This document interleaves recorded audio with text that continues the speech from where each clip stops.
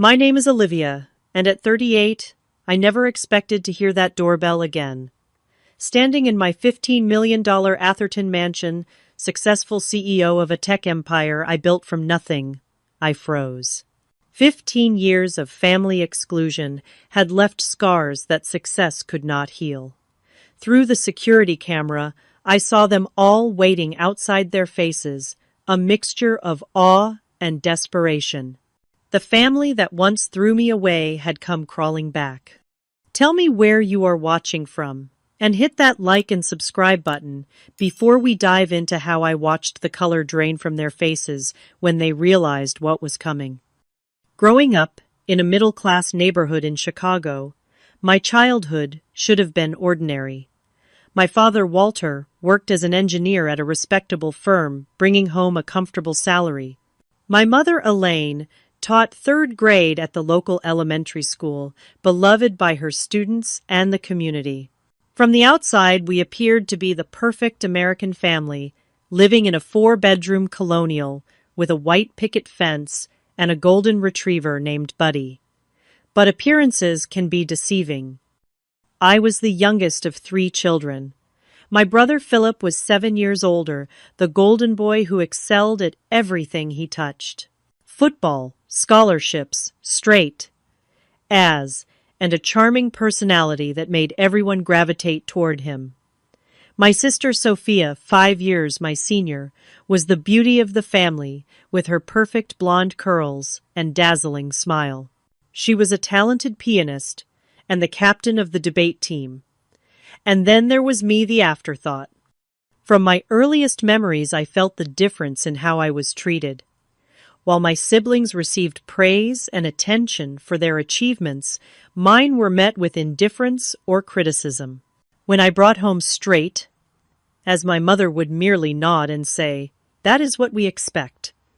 When Philip or Sophia brought home the same grades, there would be celebrations and special dinners. "Why can you not be more like your sister?" my mother would ask when I struggled with piano lessons. "Sophia was playing Mozart at your age." My father was no better. He attended every single one of Philip's football games, cheering from the stands and boasting to his colleagues about his son's athletic prowess. But when I qualified for the state science fair in 5th grade, he claimed he was too busy with work to attend. "Science is not really a spectator sport, Olivia," he said dismissively. "Besides, I have an important meeting that day." I later discovered he had rescheduled that important meeting to watch Philip's practice game. My 10th birthday was the clearest example of where I stood in the family hierarchy. Mom had promised a small party at our house with a few friends from school. I had been looking forward to it for weeks, even helping to make the invitations by hand. The morning of my birthday, I woke up early, excited for the celebration.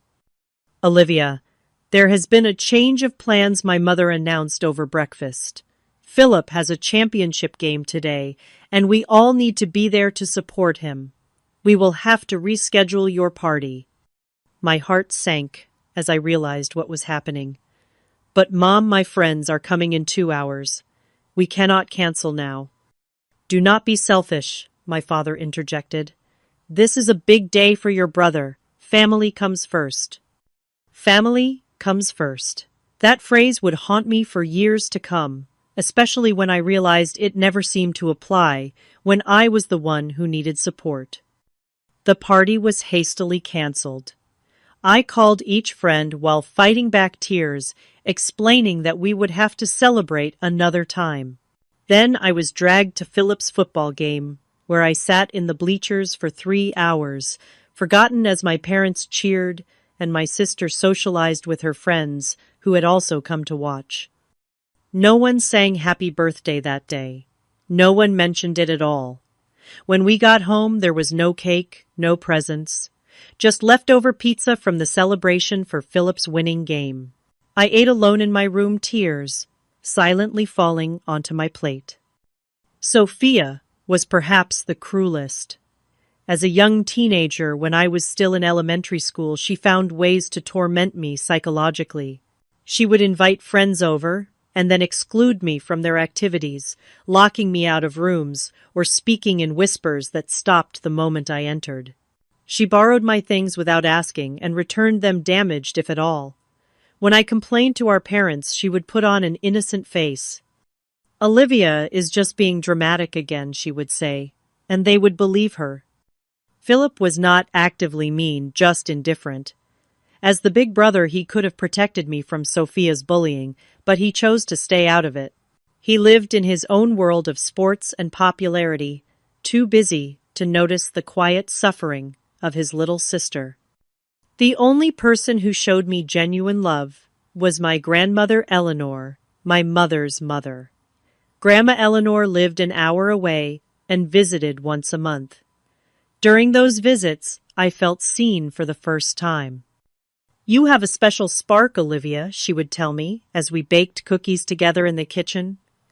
"One day, the world will see what I see in you." She brought me books because she noticed how much I loved to read, unlike my parents who viewed my reading habit as antisocial. She attended my science fairs and school performances, sitting in the front row and beaming with pride. With Grandma Eleanor, I did not have to compete for attention or love. It was freely given. In school, I excelled academically. My teachers praised my intelligence and creativity, but at home, these accomplishments were minimized. "Book smarts will only get you so far in life," my father would say when I showed him my report card. "You need to develop social skills like your sister if you want to succeed." I tried to join clubs and activities to win their approval. I signed up for debate team like Sophia, but when I advanced to regionals, my parents were too busy to attend. I tried out for soccer, hoping my father might show the same enthusiasm he did for Philip's sports. But when I made the team, he merely commented that girls' sports were not as competitive as boys'. By the time I reached high school, I had resigned myself to being invisible in my own family. I focused on my studies, knowing that education was my ticket to freedom. I worked part-time at the local library, saving every dollar for college. I applied for scholarships in secret, determined to forge my own path. When acceptance letters came from top universities, including Yale and Stanford, my parents seemed surprised, as if they had never considered that I might be capable of such achievements. Their reaction was tepid at best. "Those schools are very expensive," was my father's first comment, "and very far from home." I detected a note of relief in his voice at the thought of my leaving. It confirmed what I had always suspected. I was an obligation, not a beloved daughter. My heart broke a little more that day, but it also strengthened my resolve to build a life where I would be valued. Little did I know then that the worst betrayal was yet to come, and that the true nature of my place in the family would be revealed in the cruelest way possible. The pivotal moment that shattered any remaining illusions about my family came when I was 23. I had graduated from Stanford with honors, earning a computer science degree with a specialization in cybersecurity. I had secured a job at a tech startup in San Francisco, my first step toward independence. I was starting to believe that maybe, just maybe, I could finally earn my family's respect through my achievements. Then came the call that Grandma Eleanor had passed away unexpectedly from a heart attack. I was devastated. The one person who had made me feel loved and valued was gone. I flew back to Chicago immediately for the funeral, my heart heavy with grief. The funeral was a somber affair with relatives I barely knew, offering condolences and sharing memories of my grandmother. Throughout the service, I sat alone in the front row while my parents, Philip and Sophia, huddled together, presenting a united front of family grief. No one thought to check if I was okay, despite knowing how close I had been to Grandma Eleanor. After the service, the family gathered at my parents' house. The reading of the will was scheduled for that afternoon. I sat quietly in the corner of the living room, leafing through a photo album of Grandma Eleanor, trying to process my loss. When the lawyer arrived, everyone gathered in the dining room. As he read through the will, most items and assets were distributed as expected. Grandma Eleanor's house went to my mother, her car to Philip, and her jewelry collection to Sophia. Then came the surprise. To my beloved granddaughter Olivia, the lawyer read, "I leave my grandmother's ruby ring and the sum of $5,000. You were always special to me, and I know you will make me proud." The room fell silent. Then my mother let out a scoff. $5,000 and her old ring. That is it. I was stunned by her reaction. I had not expected anything and was deeply touched by Grandma Eleanor's gesture. The ruby ring was a family heirloom that had belonged to my great-great-grandmother. It was not the monetary value that mattered to me, but the sentiment behind it. My father's face had turned an alarming shade of red. "This is outrageous," he sputtered. "Eleanor always did favor Olivia for some reason." For some reason, I echoed, finding my voice. Maybe because she was the only one who ever showed me any kindness in this family. That was when everything exploded. Years of resentment and secrets came pouring out. "You want to talk about kindness," my father shouted. "We took you in when no one else would. We gave you a home and education opportunities most kids could only dream of. And this is the gratitude we get." Confusion washed over me. "Took me in? What are you talking about?" My mother shot my father a warning look, but it was too late. The damage was done. "You are not even our daughter," he spat out. "You were 2 years old when we adopted you after your mother died. Lisa was Elaine's college roommate, had you out of wedlock, then got herself killed in a car accident. No father in the picture, no other family willing to take you. So we did out of the goodness of our hearts." The room spun around me. Adopted. This could not be real. I looked at my mother, silently pleading for her to deny it. Instead, she sighed. "We were going to tell you when you were older, but then it never seemed like the right time. 23 years. And it had never been the right time to tell me the truth about my own identity.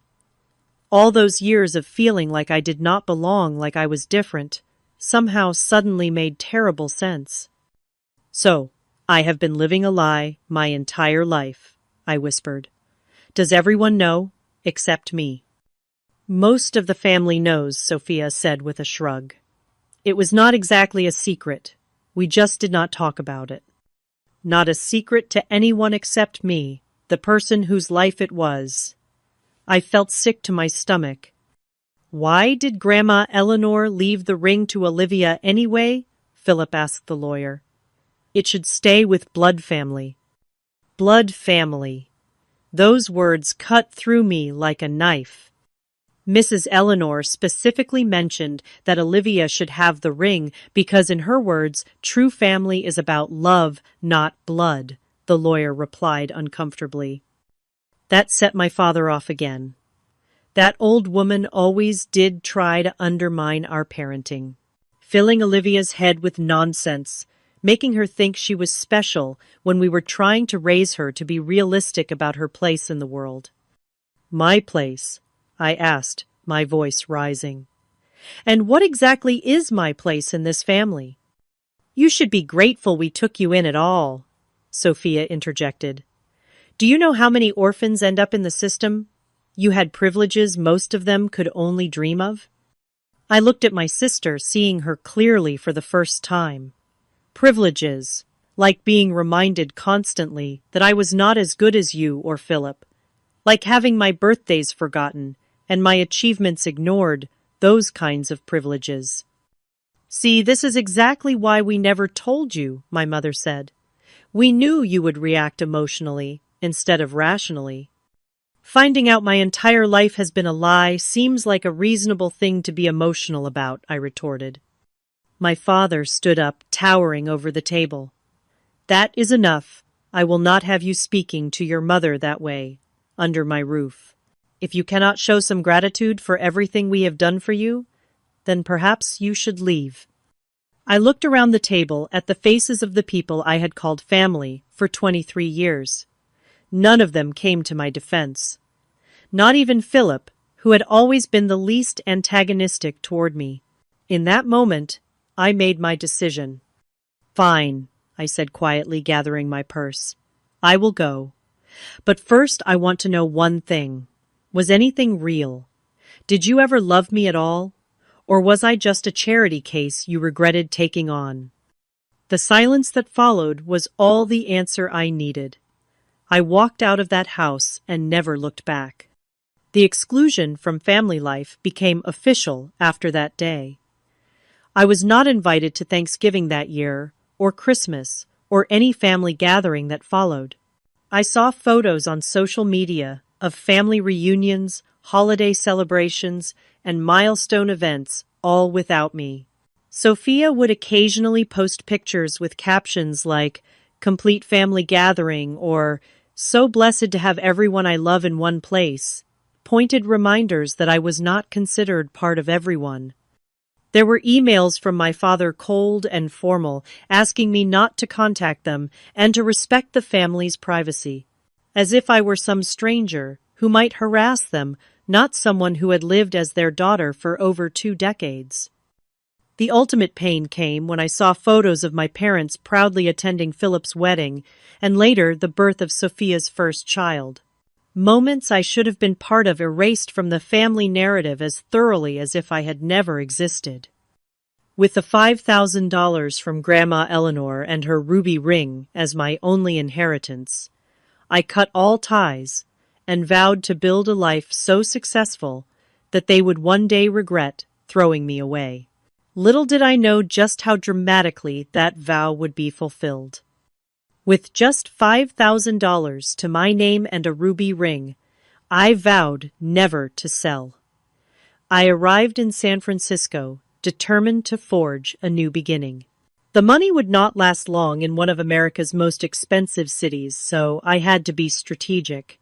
I found a tiny apartment in a less desirable neighborhood, sharing with 2 other young women I found through a housing board at a local coffee shop.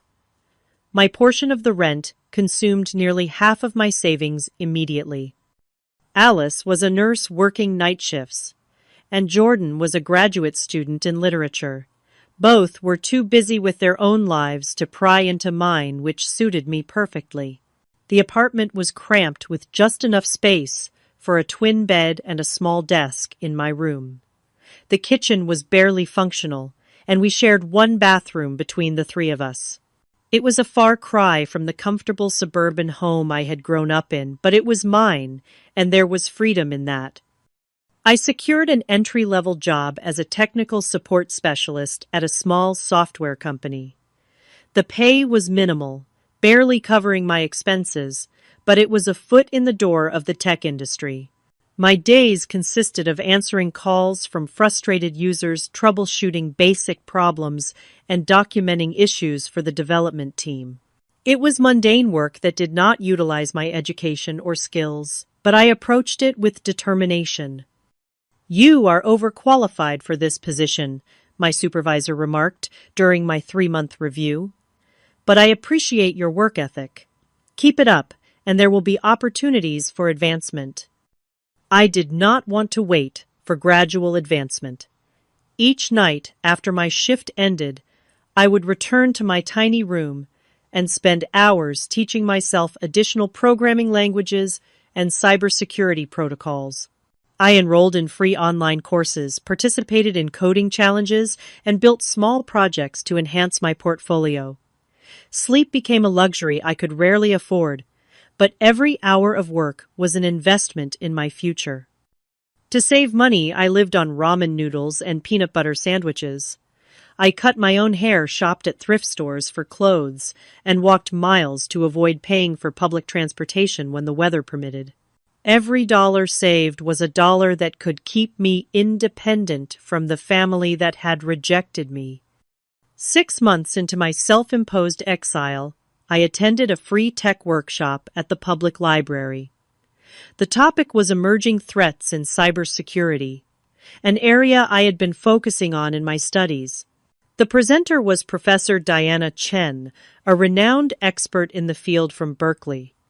I sat in the back row, absorbing every word of her presentation, taking detailed notes on concepts I wanted to research further. When the formal presentation ended and the crowd began to disperse, I gathered my courage and approached her with a specific question about encryption protocols she had mentioned. Professor Diana looked surprised by the technical nature of my question. "That is an insightful observation," she said. "Most people would not have caught that nuance. Are you working in the field?" I explained my background and current situation, carefully omitting the personal details about my family. Something about Professor Diana's kind eyes and attentive listening made me feel seen in a way I had not experienced since Grandma Eleanor. "You have a good mind for this work," she said after our conversation. "I am hosting a hackathon next month at Berkeley. You should come." That hackathon changed the trajectory of my career. Working with a team of strangers, I helped identify a significant vulnerability in a popular financial application. Our solution won third place, and more importantly, caught the attention of several industry professionals.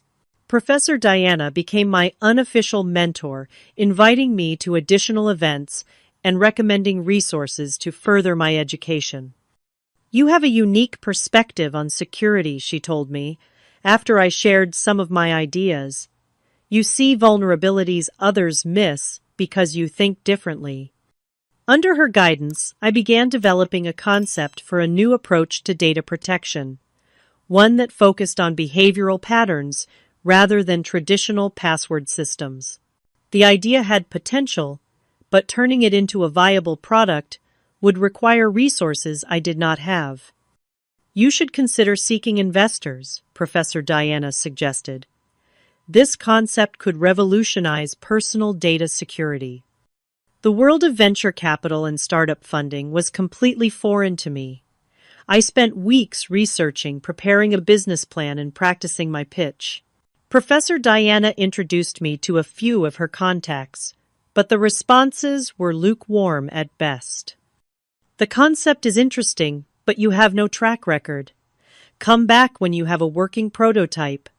We typically invest in founders with more experience." Rejection after rejection piled up. 27 investors turned me down, each dismissal, echoing the rejections I had faced from my family. But unlike then, I refused to accept that I was not good enough. To sustain myself financially while pursuing my vision, I took a second job, bartending, at a popular tech hangout spot. The irony was not lost on me that I was serving drinks to successful entrepreneurs whose ranks I was desperate to join. The late-night shifts were exhausting after full days at my tech support job, but they provided additional income and unexpectedly networking opportunities. One night, a customer named Travis left a generous tip after we had a brief conversation about the future of digital privacy. He returned the following week and asked more questions about my background and ideas.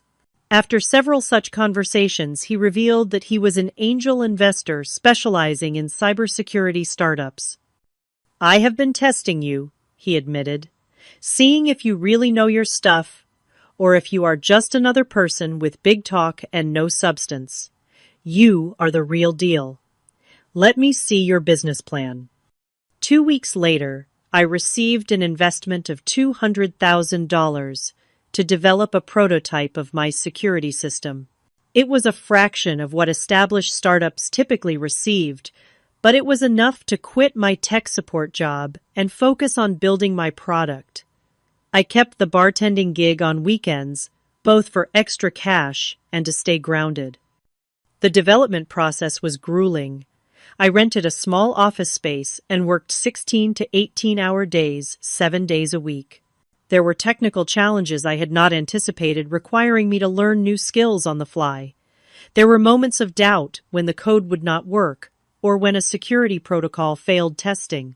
During those dark moments, I would hold Grandma Eleanor's ruby ring and remember her words, "You have a special spark, Olivia."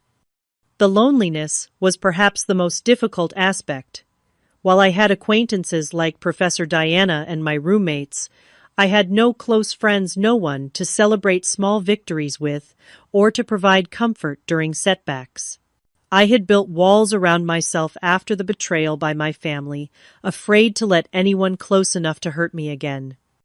There were nights I cried myself to sleep, exhausted and overwhelmed. Nights when I questioned if I was on a fool's errand, trying to prove my worth to people who had made it clear they did not care. But each morning I would get up and return to my code, driven by a determination that grew stronger with each obstacle overcome. After 8 months of development, I had a working prototype. It was rough around the edges, but demonstrated the core functionality of my security concept. Travis arranged a demonstration for a group of more established investors, and this time they were impressed. "This approach to behavioral authentication is genuinely innovative," one of them commented. "With the right refinement, this could be a game changer for consumer security." That demonstration secured an additional round of funding, enough to hire 3 employees and move to a proper office space. Secure Now was officially born, and with it, the first step toward building the empire that would one day make my family regret their decision to cast me aside. The launch of Secure Now's first commercial product exceeded even my most optimistic projections. Our behavioral authentication system caught the attention of several major tech publications, with TechCrunch calling it a revolutionary approach to personal data security in an increasingly vulnerable digital landscape. Within 6 months, we had licensing agreements with 3 Fortune 500 companies who wanted to integrate our technology into their products. As the company grew, so did my confidence. I expanded from our small office to a full floor in a downtown San Francisco building. My team of 3 grew to 15, then 30, then over 100 employees within 2 years. Each hire was carefully selected not just for their technical skills, but for their passion and integrity. I was building more than a company. I was creating the family I had never had.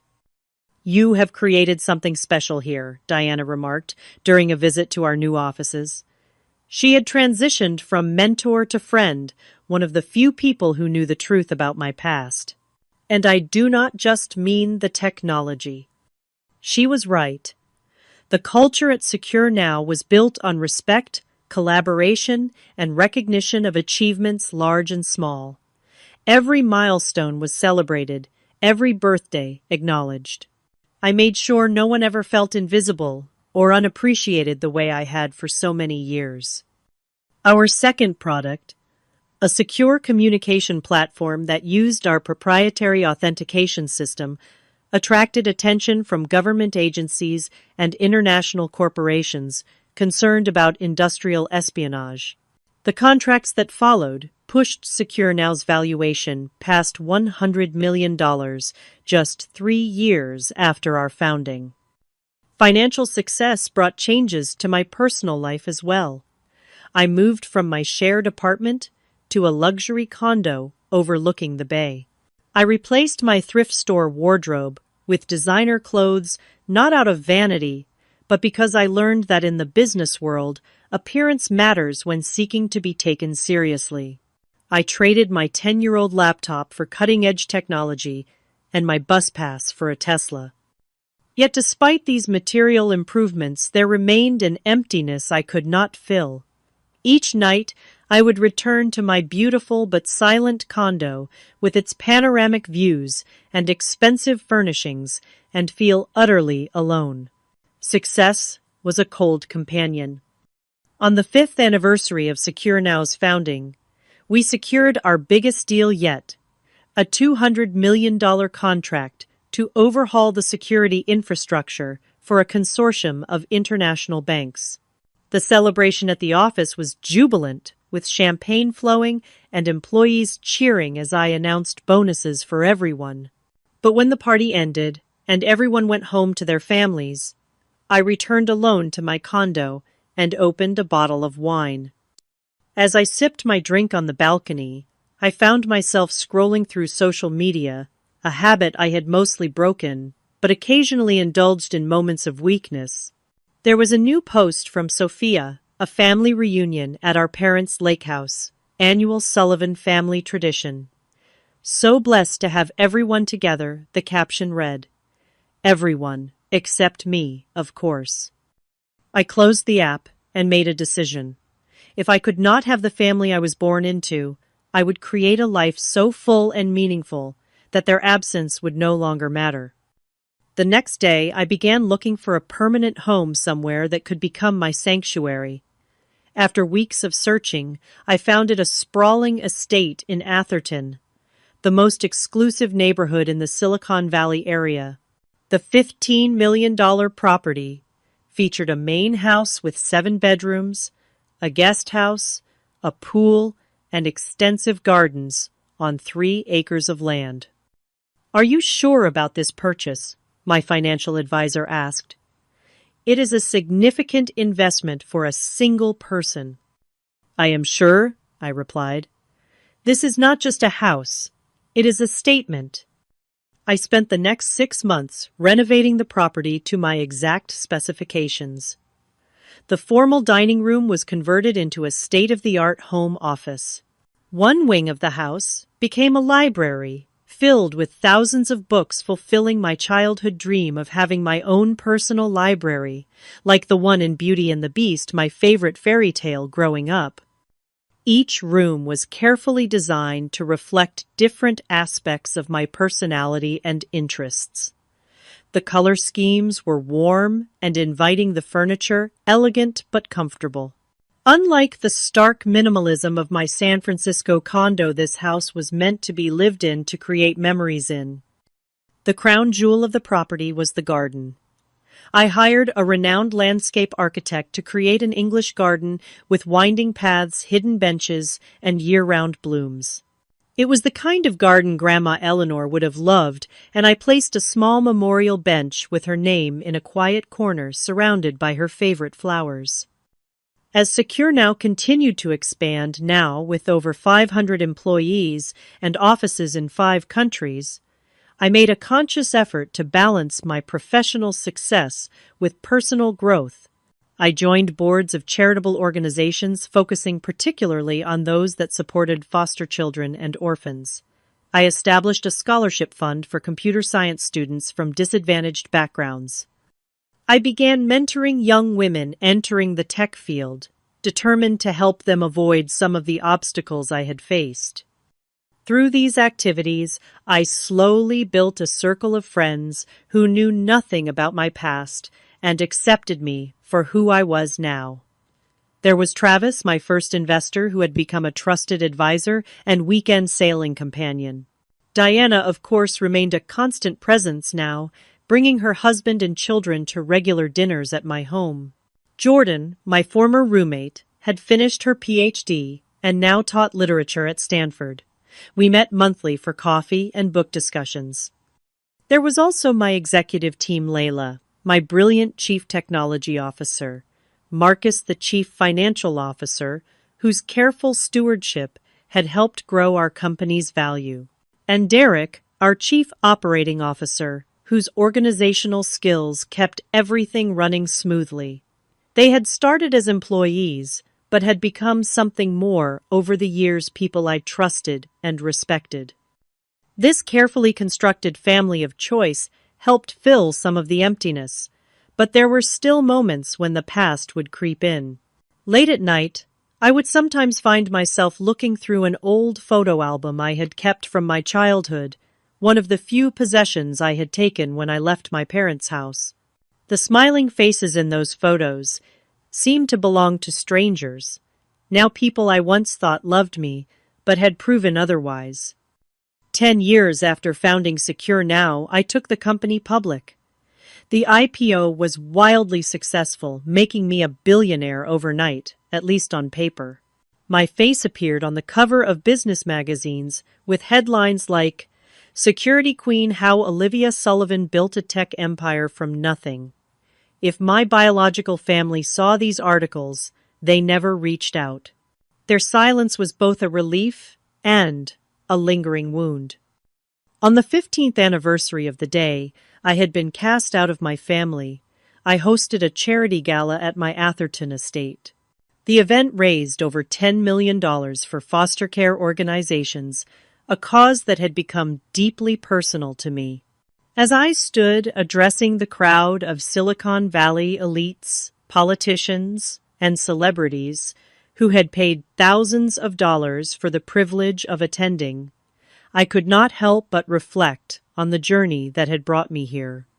From a confused and hurt young woman with just $5,000 and a ruby ring to my name, I had transformed into one of the most powerful women in tech. The mansion around me, the respect of my peers, the impact of my charitable work, all served as testimony to what I had achieved despite, or perhaps because of being discarded by those who should have loved me most. Yet for all my success there remained a small wounded part of me that still wondered why I had never been enough for them. That part was about to get an unexpected answer when the very next day my security system alerted me to visitors at my gate. It was a quiet Sunday morning, the kind I cherished after busy weeks of meetings and business travel. I was enjoying a cup of coffee on my terrace, still in my silk pajamas, watching hummingbirds flit around the feeders I had installed throughout the garden. The tranquility was shattered by the chime of my security system, indicating visitors at the front gate. Annoyed at the unexpected interruption, I picked up my tablet to check the security camera. What I saw made my coffee cup slip from my fingers and shatter on the stone floor. There they were, standing at my gate like ghosts from a past life. My father Walter, now in his 70s, his once dark hair completely gray, his tall frame slightly stooped with age. My mother Elaine beside him, her face more lined than I remembered, but still wearing the same pearl necklace she had worn for as long as I could recall. Philip stood slightly behind them, heavier, now his former athletic build softened by middle age. And Sophia, still immaculately dressed and groomed, her blonde hair now expertly highlighted to hide any graying, with 2 children clutching her hands, a boy who looked about 10 and a girl of perhaps 8. 15 years. 15 years of silence, of exclusion, of pretending I did not exist, and now they were here, standing at the entrance to the life I had built without them. My first instinct was to ignore them, to let them wait at the gate until they gave up and left. But curiosity won out. What could possibly have brought them here? After all this time, what could they want from me now? With trembling hands, I pressed the intercom button. "Can I help you?" I asked, my voice carefully neutral. "Olivia! It is Mom and Dad," my mother's voice crackled through the speaker, "and Philip and Sophia. We were hoping we could talk to you." Talk to me, after 15 years of silence.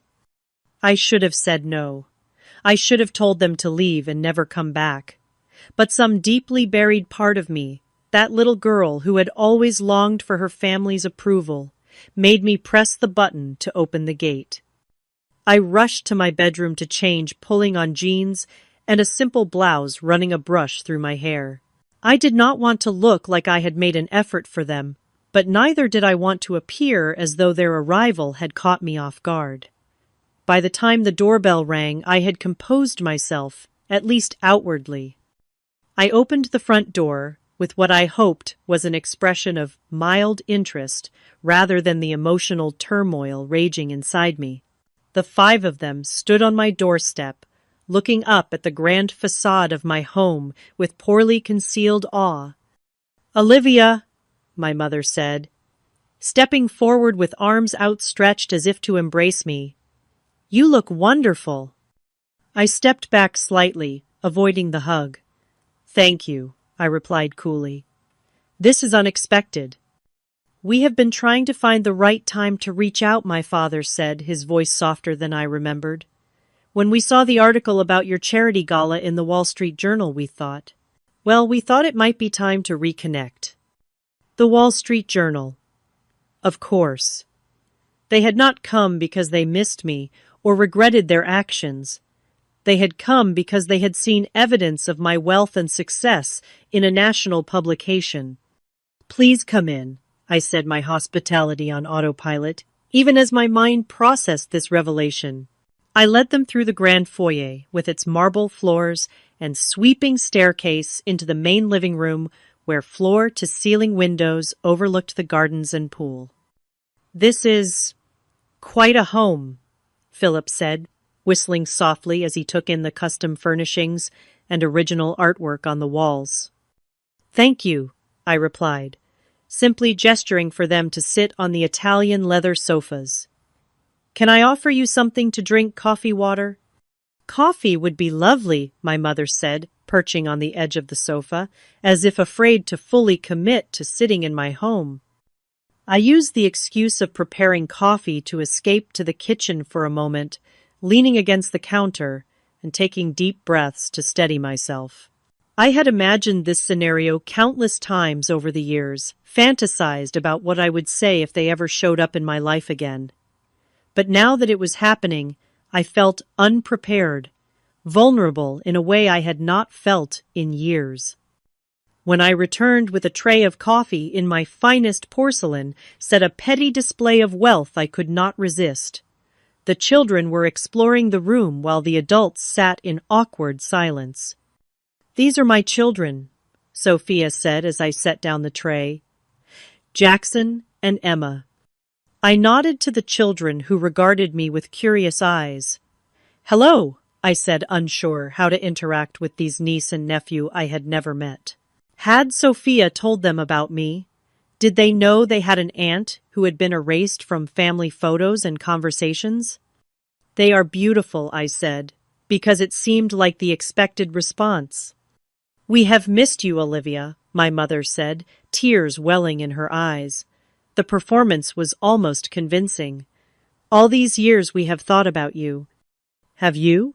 I asked, my voice steady, despite the anger bubbling just beneath the surface. That is interesting, because I have not received so much as a birthday card or a Christmas greeting in 15 years. We did not know how to reach out, my father said. After the way things ended, we did not know if you would want to hear from us. You could have tried, I pointed out. My email address has not changed. My company is not exactly difficult to find. We have been following your career, Philip interjected. Reading about your success, we are all very proud. Proud, I repeated, the word tasting bitter on my tongue. Now you are proud. Not when I graduated with honors, not when I started my company, not when I needed support and encouragement. Only now, when I have a mansion and $1 billion company now, you are proud. An uncomfortable silence fell over the room. The children sensed the tension and moved closer to their mother, who put protective arms around them. Olivia, my father said after a moment, clearing his throat. We did not just come to reconnect, though that is certainly our hope. We also came because, well, we could use your help. And there it was. The real reason for their sudden appearance in my life. What kind of help, I asked, already knowing the answer. Financial help, my father admitted, having the grace to look embarrassed. My company went bankrupt last year. The economic downturn hit us hard. And at my age, finding new employment has been challenging. I lost my job in the tech sector 6 months ago, Philip added. Been freelancing, but it is not stable. And I am going through a divorce, Sophia said, her voice dropping, to ensure her children did not hear. Harold left me for his secretary classic story. The settlement is still being negotiated, and my lawyer bills are astronomical. I looked at each of them in turn, These people who had cast me out when I had nothing and had returned now that I had everything. The audacity was breathtaking. We were thinking, my father continued, apparently mistaking my silence for consideration, that perhaps you could help us restart the family business. A loan of about $2 million would allow us to re-establish ourselves and create something the whole family could be part of. The whole family, I repeated. Yes, my mother said eagerly. You could be part of it too, of course. Though I imagine you are too busy with your own company. But you could be a silent partner, and it would help secure your niece and nephew's future. She gestured to the children, a calculated move to pull at heartstrings I was not sure I still possessed. We would pay you back, of course, my father added, with interest, and perhaps you could consider allocating some shares in your company to the family trust. Keep it all in the family, so to speak. The nausea I felt was overwhelming. The sheer nerve of them to walk into my home after 15 years of silence and ask not just for money, but for a piece of the company I had built entirely without their help or support. To speak of family as if it were a concept that still included me when it suited their financial needs. I see was all I said, my mind already formulating a response they would never forget. I rose from my seat, with deliberate calm smoothing the fabric of my jeans as I gathered my thoughts. The room felt charged with tension, my family watching me with expressions ranging from hope to thinly veiled calculation. Please make yourselves comfortable, I said with practiced hospitality. The coffee is imported from a small cooperative in Colombia. I visited the farms myself last year. This casual mention of international travel, of the kind of lifestyle where one could personally visit coffee producers halfway around the world, was not lost on them. My father's eyes narrowed slightly, recalculating the extent of my wealth. Sophia glanced around the room with renewed interest, as if mentally appraising the value of each piece of furniture and artwork. I excused myself briefly and returned with a leather-bound album and my laptop. Setting both on the coffee table, I resumed my seat across from them. Legs crossed, posture relaxed, but confident the way I sat in board meetings when I knew I held all the cards. Before we discuss any financial arrangements, I said, my voice, even I think we should catch up on the past 15 years. After all, we are family, right? I emphasized the word family, just enough to make it clear I recognized the irony. My mother nodded eagerly. Yes, of course. We have so much to catch up on. Let us start with family gatherings, I suggested, opening the album. I have been keeping track of them, you know. Their confused expressions turned to discomfort as I revealed the first page, a printed screenshot of a Facebook post from 15 years ago, shortly after our falling out. It showed a Thanksgiving dinner at my parents' house, the caption reading, "Grateful for family today, and always." This was 3 months after you told me never to contact you again, I said conversationally, as if discussing the weather.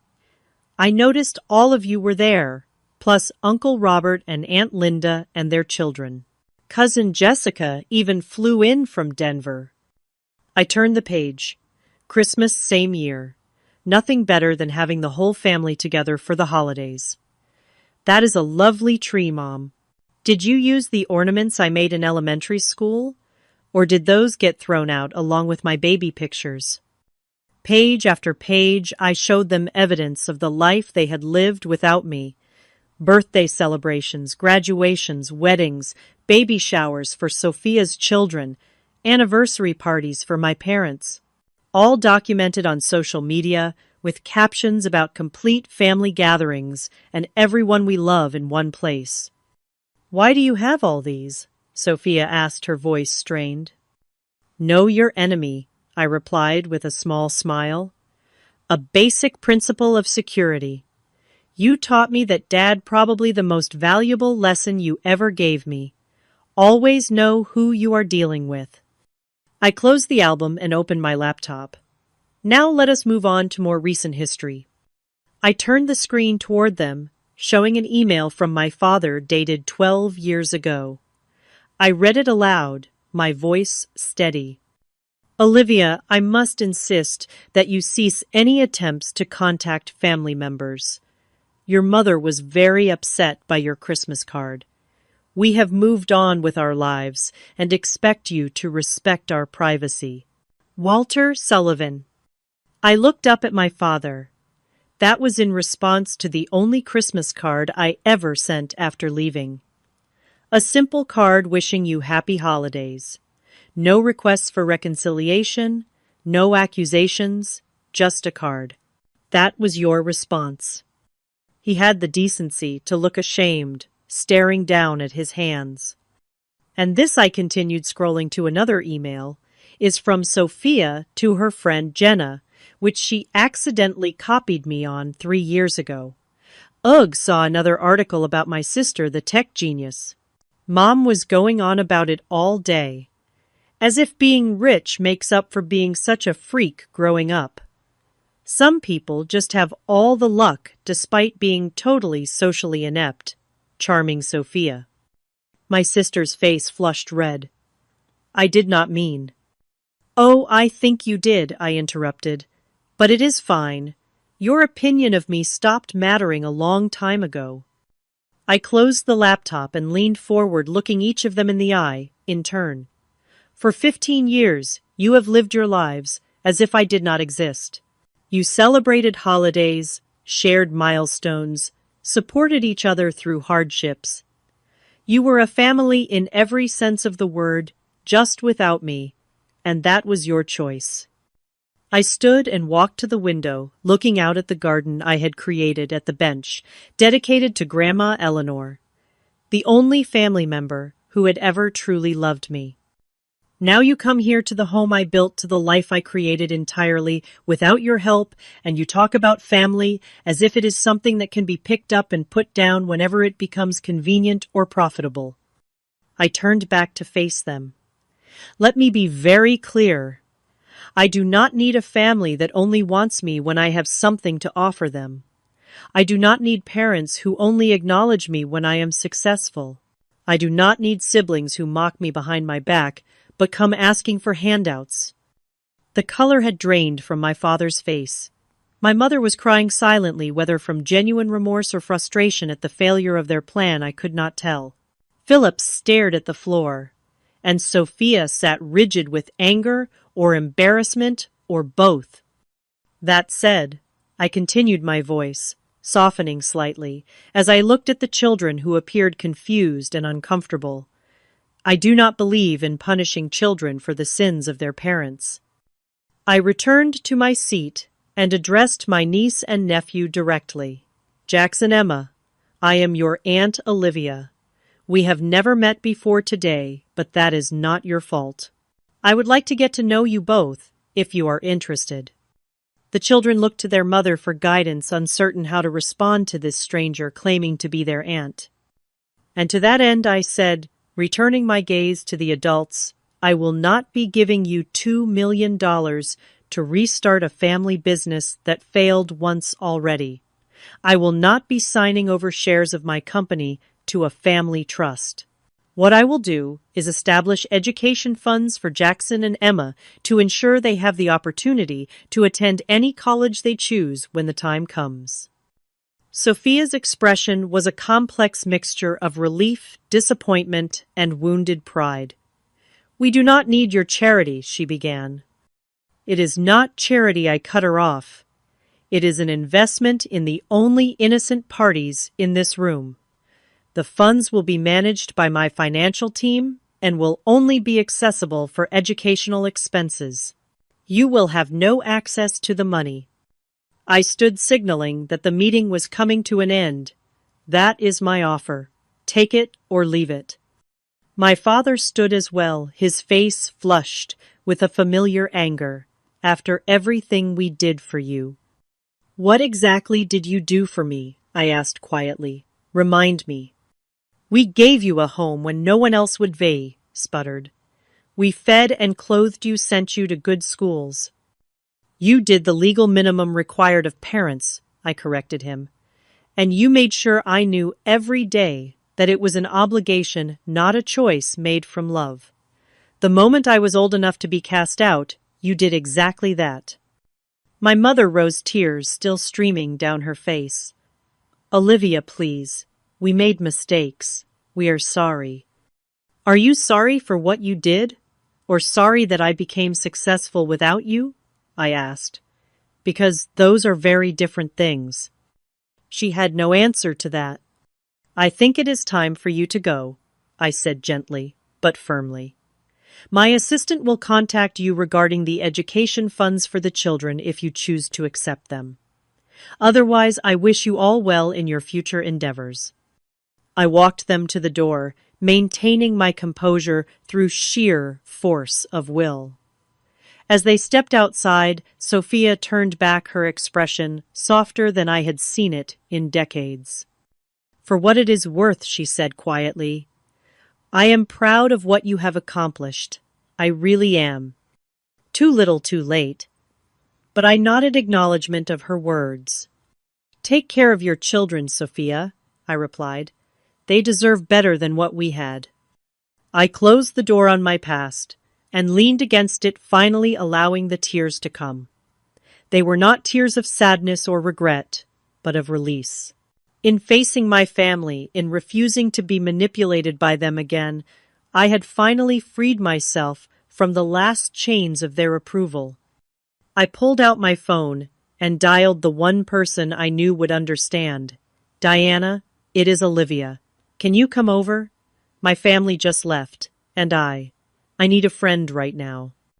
As I waited for Diana to arrive, I looked around at the beautiful home I had created, at the life I had built from nothing but determination and the belief that I deserved better. For the first time, I truly believed that Grandma Eleanor would be proud of the woman I had become, not just for my success, but for finding the strength to stand up for myself. The sound of tires on the driveway announced Diana's arrival just 30 minutes after my call. One of the things I valued most about our friendship was her unfailing reliability. When I needed her, she was there, no questions asked. She found me in the garden, sitting on Grandma Eleanor's bench, the ruby ring gleaming on my finger as I twisted it absently, a habit I had developed over the years when deep in thought. Hey, she said softly, sitting beside me. Rough day. I smiled weakly. You could say that. I recounted the entire encounter from the moment I saw them on the security camera to their final departure. Diana listened without interruption, her face reflecting my own emotions as the story unfolded. $2 million in shares in your company, she repeated when I finished. The audacity is almost impressive. That startled a laugh out of me. Right after 15 years of radio silence, they show up expecting a handout, as if all the years of exclusion and cruelty never happened. But you stood your ground, Diana said, squeezing my hand. You offered help to the children without letting the adults manipulate you. That took courage.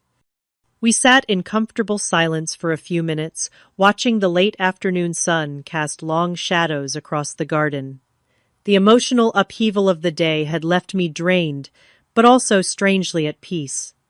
You know what the strangest part is, I said finally. For years I fantasized about a moment like this, about them seeing my success and regretting how they treated me. But now that it has happened, it feels empty somehow. Their regret, if they even feel, it does not change anything. Diana nodded thoughtfully. Because you have realized that their approval was never the prize you thought it was. Her words resonated with a truth I had been slowly discovering over the years. Exactly. I spent so much of my life trying to earn love that should have been freely given. Building this company, this fortune part of me, was still that little girl trying to prove I was worthy of being loved. And now, Diana prompted. Now I know that was never the problem. Their inability to love me was their failure, not mine. No amount of success on my part could ever fix what was broken in them. In the days that followed, I experienced a range of emotions from residual anger to unexpected grief for the family relationships I had never truly had. But beneath it all was a growing sense of liberation, the last lingering hope that they might someday acknowledge their wrongdoing, that we might somehow become a real family, had been laid to rest. That fantasy had been holding me back in ways I had not fully recognized. A week after their visit, I made a decision that would change the course of not just my life, but potentially many others. I established the Eleanor Grace Foundation, named for my grandmother, dedicated to supporting children in the foster care system, particularly those who had been adopted and then rejected or mistreated by their adoptive families. The foundation would provide not just financial assistance for education and basic needs, but also psychological support, mentorship programs, and legal advocacy. I committed $50 million as initial funding and pledged to personally oversee its operations alongside my duties at Secure Now. During the planning stages, I reconnected with Jordan, my former roommate who now taught literature at Stanford. Over coffee, I shared my vision for the foundation and my personal connection to its mission. "I never knew," she said, visibly moved by my story. "All those years we lived together, I had no idea what you had been through." "I was good at hiding it," I admitted. "I did not want anyone's pity." "It is not pity to let people care about you, Olivia," she said gently. "It is human connection, something I think you have been denying yourself for too long." Her words stayed with me, prompting a period of deep reflection. I had built walls to protect myself from further rejection, but those same walls had kept out the genuine connections I craved. My success, my wealth, even my charitable work, none of it could substitute for authentic human relationships. True to my word, I established the education funds for Jackson and Emma. Sophia accepted them with a stiff email of thanks. It was not reconciliation, but it was a small bridge to the next generation, a chance to break the cycle of emotional neglect that had characterized my own childhood. 3 months after my family's visit, I joined a support group for adults who had experienced family estrangement. Sitting in a circle with others who had similar stories, I found a level of understanding I had not experienced before. These were people who knew firsthand the particular pain of being rejected by those who should have loved them unconditionally. "Family is not always blood," said one woman during a particularly powerful session. "Family is who loves you when you need it most." This simple statement crystallized something I had been learning gradually over the years. Looking around at the lives I had touched and those who had touched mine, I realized I had built a family of choice, one far more nurturing than the one I had been born into. There was Diana, who had believed in me when I was just a nervous young woman at a tech workshop.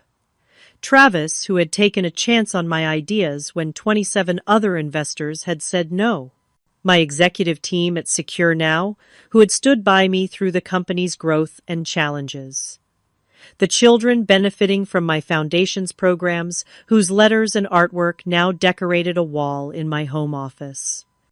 6 months after the confrontation with my biological family, I decided to host a gathering at my Atherton estate. Not a formal charity gala or business function, but a simple celebration of connection. I invited everyone who had become important to me over the years, from Diana and her family to my first roommates in San Francisco, from Travis and his wife to members of my support group. The house and gardens were filled with laughter and conversation with people who knew my story and accepted me as I was, flaws and all. As I looked around at these diverse individuals who had chosen to be part of my life, I felt a sense of belonging I had searched for my entire life. Late in the evening, I found a quiet moment alone on Grandma Eleanor's bench. The ruby ring caught the light from the garden lanterns, sparkling with the same warmth I remembered in her eyes. I could almost hear her voice. True family is about love, not blood. She had been right all along.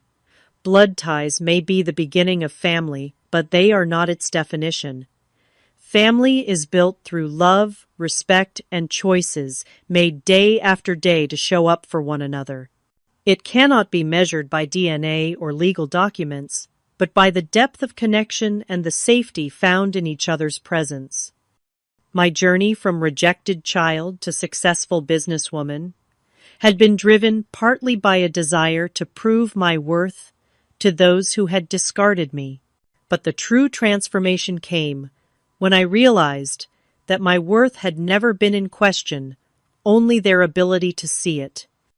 The family that had once defined me by my absence had lost their power over my happiness. In their place was a community of chosen family people who had earned their place in my life through their actions, not their blood relation. As I sat in my garden, surrounded by the life I had built and the people who had helped me build it, I felt at peace in a way I never had before. The wounds of the past would always be part of my story, but they no longer defined my future. The ruby ring on my finger was no longer just a reminder of the one person from my biological family who had truly loved me. It had become a symbol of the truth I had learned through pain and triumph, that we all have the power to create our own definitions of family, to build connections based on genuine love rather than obligation. For anyone out there who has felt the sting of family rejection, who has wondered if something is inherently wrong with them because the people who should love them the most have turned away, I want you to know this. Your worth is not determined by those who failed to see it. You deserve love. You deserve belonging. And you have the power to create a family of the heart that will cherish you exactly as you are. Have you ever had to create your own family when your biological one let you down? What helped you heal from family rejection?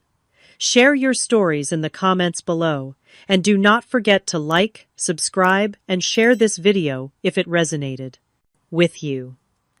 Thank you for being part of this journey with me, and remember that sometimes the most beautiful families are the ones we choose for ourselves.